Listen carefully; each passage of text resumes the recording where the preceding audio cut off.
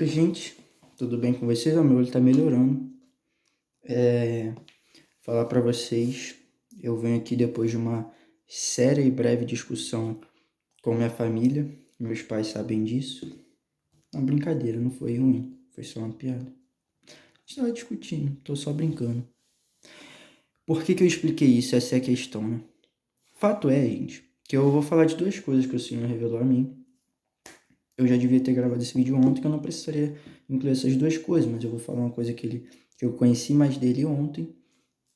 Ontem, ainda é ontem, né? E hoje, outra hoje. Legal. Na verdade, a segunda coisa não é nem. Não é, dá pra ser. A primeira coisa é sobre casamento, gente. Olha só que legal. Tava conversando com Deus normalmente. E o Senhor ele me soltou uma bomba do nada. Isso foi muito legal. Porque ele falou sobre o casamento. Bom, voltei. Não lembro que eu tava falando mentira, lembro sim, lembrei. Mas fato é, né, gente, que Deus ele falou essa outra coisa comigo. Que foi a primeira, né, sobre casamento, isso eu já tinha esquecido, mas foi sobre casamento. E aí o que que ele falou sobre mim, ó, comigo, sobre isso? Juntei, né? Enfim, ele falou sobre o sexo. Eu achei interessante porque eu já sabia de uma outra coisa que ele tinha me revelado antes, mas ele já tinha me falado essa verdade, que duas partes muito importantes, tipo, o que fundamenta o casamento, o que é o casamento, né? Ah, Daniel, mas você nem é casado, dane-se. Brincadeira, né? Mas fato assim, Deus falou comigo, então não caguei, né? É, o casamento, ele é essas duas coisas. É companhia, tipo, ter alguém. Então, ter alguém, simplesmente a presença de uma outra pessoa. E prazer. As duas principais importâncias do casamento são esses, né? São essas, quer dizer. Então, o que isso quer dizer? O Senhor já tinha me falado que o casamento era isso. Essas duas coisas. Eu ter alguém do meu lado, próximo, com quem eu vou estar tão junto que vai ser a mesma carne que eu. Então, eu vou expressar tudo aquilo que eu tenho do Senhor para essa pessoa. Essa é a primeira função, não a mais importante, nem menos, mas né, igualmente a função. E a segunda é do prazer, porque é no casamento que a gente tem o sexo, né? Idealmente é só no casamento, né, que se tem o sexo. Mas então o sexo ele é símbolo de quê? É sinônimo de quê? De prazer. Então as duas coisas para que serve um casamento, a ideia de Deus é essa. É uma pessoa junta, muito junta mesmo, da gente poder expressar isso que a gente é para outro alguém. Então essa é a primeira coisa. A segunda é prazer. O casamento também é prazer, porque é no sexo que a gente tem o prazer, né? Então, fato é isso, no geral deu para entender. E o que que isso quer dizer de Deus, que ele falou, né? A gente sabe, não sei se eu comentei aqui no vídeo de antes, eu acho que não, mas eu já falei, já comentei com algumas pessoas que é da vontade, não falei no vídeo, falei com outros amigos que estão recebendo esse vídeo aqui, que a ideia de Deus para nós, por que da gente ter o casamento, é porque a gente se torna mais parecido com Ele. A ideia de tudo que Deus faz pra gente é pra gente se parecer mais com Ele, porque esse é o propósito dele pra gente, ser a imagem e semelhança dele, né? Nós fomos criados para isso. Então, né, gente, o que isso quer dizer? Que Deus ele também casa, igual conosco, igual ele fala, né, pra gente, mas enfim, que a gente é a noiva dele, então vai haver o casamento entre nós e ele. Jesus é o próprio Deus, né? Mas, então tá bom. Fazendo isso, a gente dá para entender, dá para saber isso que foi o que ele falou comigo, basicamente. Que, então, pera, se ele também tem casamento, então quer dizer que essas duas coisas também servem para ele. O que isso quer dizer? Deus ele é alguém que se expressa para o próximo. Ele é alguém que quer se expressar para o outro. Ele quer ter alguém tão próximo, tão junto dele, para que esse outro possa ver com mais perfeição, com mais detalhe, a exatidão que ele é, né? E a segunda coisa é do prazer. O sexo é sinônimo de prazer. O sexo serve para isso, né, gente? Enfim, não vamos entrar nesse detalhe, porque não é o ponto, mas dá para falar sobre bastante coisa legal nesse sentido também, né, do sexo. Mas enfim, é, a, o prazer. A segunda coisa que eu fiquei assim, caraca, mas sabe, Deus, prazer, se nós vamos nos casar com Ele, sabe por que que Ele vai ter prazer em nós? Enfim, obviamente é essa parada. Ele tem prazer em nós. Essa foi a verdade que Ele revelou a mim. Porque é isso, né? No sexo, o que o Senhor me revelou é que a gente tem genuinamente prazer no outro. Eu tenho prazer durante o sexo com quem eu estou fazendo. Isso é o ápice, é a ideia do sexo. É o ter prazer no outro. Tipo, não sou eu que estou satisfazendo meu próprio prazer. É o próximo que está fazendo. Então eu tenho prazer no próximo, sabe? Essa é a ideia do sexo. Então a ideia de que Deus tem prazer em nós também faz sentido, porque essa é a verdade dele. Então foi isso que ele me falou. Que o Senhor tem prazer em nós. É isso. Estalei o dedo errado. É isso que ele falou para mim. Outra coisa que ele, né, se fez conhecido a mim. Que ele tem prazer na gente. O que isso quer dizer? Que como até foi uma coisa bem interessante, legal que ele me falou, que é o mesmo paralelo da gente entre homem e mulher pra gente com Deus. Pra gente com Deus. Mulher, nós somos a noiva, homem, Deus. Essa é a ideia. Tanto é que Paulo fala, homem, ame a mulher com o amor de Cristo, porque o paralelo de comparação que Deus quer nos ensinar é esse. Olha só que legal, gente. Nessa ideia que Deus propôs a nós, com tudo que Ele fez, que Ele nos criou e tudo mais, é uma outra coisa boa do Gênesis, né? Para se tirar. Eu acho que eu já ouvi isso numa aula de ETED. Que saco. Não veio de mim. Brincadeira, né? Parei. Nós, homem, somos... Não. Nós somos a noiva, criação, pessoas, somos mulher nesse aspecto. Olha só, hein? Cuidado. A gente foi criado de quem? A gente foi tirado de quem? De quem que Deus teve a ideia para criar o ser humano? Dele mesmo. Então é por isso que nesse caso nós somos chamados de noiva, porque nós somos comparados à mulher. A mulher ela é tirada da costela de Adão, então ela é formada do próprio Adão. A fonte de inspiração da mulher é o próprio Adão. Da mesma forma que nós somos a fonte de inspiração do próprio Deus. O Deus é a sua própria inspiração para criar a gente. Então, nessa comparação, nós ainda somos a mulher, por isso que ele nos chama de noivo, porque ele é o homem. Entende? Então, é nesse aspecto, nesse sentido que nós somos comparados com Deus e dá pra gente aprender mais dele, né? Que ele quer nos ensinar com isso. Porque Deus é o homem. É por isso que fala que o homem tem que amar a sua esposa com o amor de Cristo, porque o homem está aqui para ser, nesse ato de comparação, é responsável por fazer o papel direto de comparativo com Jesus. Porque Deus é o próprio Jesus e ele é quem nos fez, tipo, foi de quem nos tirou. A gente veio da costela dele por causa do seu sacrifício e tudo mais. Então deu para entender, né? Enfim, mais ou menos é isso. Nós somos criação dele, então voltando. Então nesse caso, no casamento, no sexo durante a mulher e o homem, não quer dizer que a gente vai fazer sexo literal, meu Deus. Brincadeira, né? Vai que alguém pensa isso, eu não sei o que as pessoas podem interpretar das minhas falas, né? Mas quer dizer que o Senhor vai sentir prazer na gente, como ele já sente. Essa é a ideia. Ele não precisa fazer sexo literal com a gente. Mas o sexo não é sinônimo de prazer, então isso quer dizer que o Senhor sente prazer na gente. Da mesma forma que a gente tem prazer nele, porque sexo é prazer mútuo, né? São ambos sentindo prazer um com o outro. Pelo menos essa é a ideia ideal que o Senhor me falou. Enfim, né, gente? Ideia ideal é sacanagem. Mas é isso. O Senhor sente prazer na gente, como nós devemos sentir prazer nele. Igual Jesus fala lá em João 15:11, que a nossa alegria seria completa nele. Qualquer outro texto também fala, vários outros, né? Mas é isso, né, gente?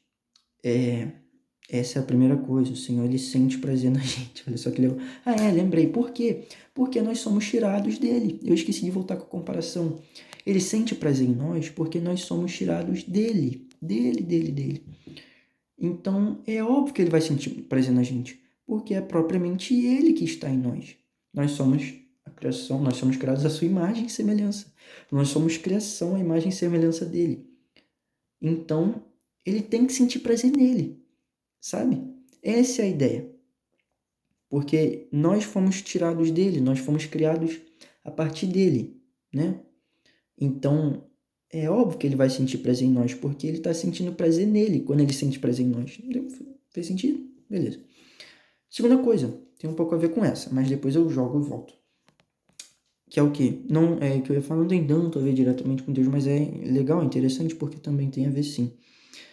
É sobre como a nossa semelhança de Deus nos faz parecido com Ele, no sentido de autoridade. Uma coisa que eu ainda quero, estou buscando aprender mais ainda nele, eu perguntei para ele, vou buscar entender um pouco mais em outros textos em relação a isso, mas olha só, gente, que legal. Quando nós fazemos essa ligação, essa concepção, esse entendimento de que de fato nós somos a representação fiel e perfeita, quando estamos, como nós que somos geração eleita, nação santa e tal, nós somos a expressão exata e perfeita do próprio Deus, nós somos Deus aqui na Terra, tem essa frase boba, é legal, é verdade, né? Porque o que isso quer dizer? Isso quer dizer que Deus é Deus, nós não somos.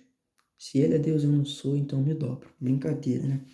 Mas nós somos a imagem e semelhança dele. Aqui na Terra, Ele quer que nós sejamos os seus pés e as suas mãos, ou seja, Ele quer que a gente seja Ele aqui na Terra, né? Ele quer que Ele seja em nós, na gente. Ele quer que Ele seja em nós, na gente aqui na Terra. Espero que o Espírito Santo tenha revelado isso para vocês. O que isso quer dizer? Nós devemos ser igual a Deus, não o próprio Deus. A gente nunca vai ser o próprio Deus, mas dizer que a gente deve ser igual a Ele não quer dizer que a gente deve ser o próprio Deus. Legal, né? Dizer que a gente deve ser igual a Deus, ó, dá pra botar na frase aí no título de vídeo. Dizer que a gente deve ser igual a Deus não quer dizer que a gente deve ser o próprio Deus. É diferente. A busca de Deus para nós que Ele propõe, que a gente busque, é que a gente seja igual a Ele. Mas Ele não está querendo dizer que a gente deve ser Ele. É engraçado, né? Porque Adão e Eva, eles já tinham sido criados à imagem e semelhança do Senhor. Um parênteses, tá, gente? Mas dá para explicar, né? Para entender. Eles já tinham sido criados à sua imagem e semelhança, eles já sabiam disso, provavelmente porque Deus tinha falado com eles, obviamente, eu creio, eles sabiam. Mas ainda assim eles quiseram ser igual, não, eles quiseram ser Deus. Esse é o grande problema. Eles quiseram ser Deus. O grande ponto enfim, tem muito detalhezinho nessa parada de Gênesis 3, tudo isso de Gênesis antes do pecado, né, e tudo mais. Mas o fato é que eles quiseram ser o próprio Deus, eles não quiseram ser como ele, eles não quiseram ser parecidos, iguais a ele, não, eles quiseram ser o próprio Deus. O nosso problema é quando a gente quer ser o próprio Deus, não igual a ele. Então é diferente, né? Quando a gente quer ser igual a ele, sabendo que não vai ser ele, é legal porque a gente sabe que não é ele já. A gente quer buscar ser igual a ele, mas sem ser ele. Então é só ser igual. Quando a gente quer ser igual, quando a gente precisa ser igual a alguém, sabendo que não vai ser essa pessoa, a gente quer ter todas as características que a gente pode ter dessa pessoa, que a gente sabe que não vai ser ela.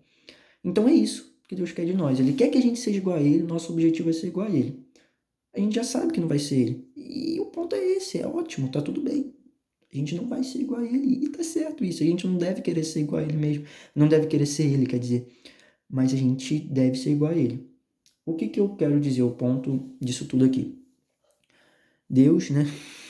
Deus, ele tem autoridade, gente. Deus, ele é soberano. Ele é. Mas nós não somos ele. Só que o ponto é o quê, né, gente? Vamos abrir a Bíblia, né? Lá em Romanos 8, 29, eu amo esse versículo, esse texto que diz: misericórdia. É Romanos 8, 32. Me confundi. Não é 32. É 29 mesmo. Falei besteira, sabe? Não me confundi, pelo menos. 32 é um outro que eu gosto. Enfim. Pois aqueles que de antemão conheceu, também os predestinou para serem conformes à imagem de seu Filho. Então aqui está falando de Deus, que está falando de nós. Que Deus nos predestinou para sermos conformes à imagem de seu Filho, que é Jesus, que é o próprio Deus também. Então a gente foi predestinado para ser conforme à semelhança de Deus. Então, em outras palavras, a gente foi predestinado para ser igual a Ele. Então eu não posso ser o próprio Deus. Não posso. Mas eu posso ser igual a ele, porque ele é amor, ele ama, então eu também amo, eu também posso amar. É isso que eu vou ser igual a Deus. Então, o Senhor, ele é soberano. Olha, ele é soberano. Esse foi um título, um tema foi uma resposta bem legal que Deus me deu, porque era uma discussão que eu vinha tendo muito grande com Deus, porque eu ficava, Senhor, mas... E aí foi com isso que ele me respondeu, né? Mas enfim, eu ficava, Senhor, o Senhor quer que eu seja igual a você, mas eu já tive tanto problema com isso de querer ser igual ao Senhor, de querer ser o próprio Senhor, né? Que eu não quero. O Senhor é soberano, deixa o Senhor aí, agora eu tô quieto e tá tudo bem. Eu não quero mais ser tão igual assim ao Senhor. Só que o Senhor me fala, Daniel, eu sou soberano. Isso quer dizer o quê? Que eu tenho autoridade. Ele ser soberano, ele falando para mim, Daniel, eu sou soberano, deve te dizer que você também é soberano. O que isso quer dizer?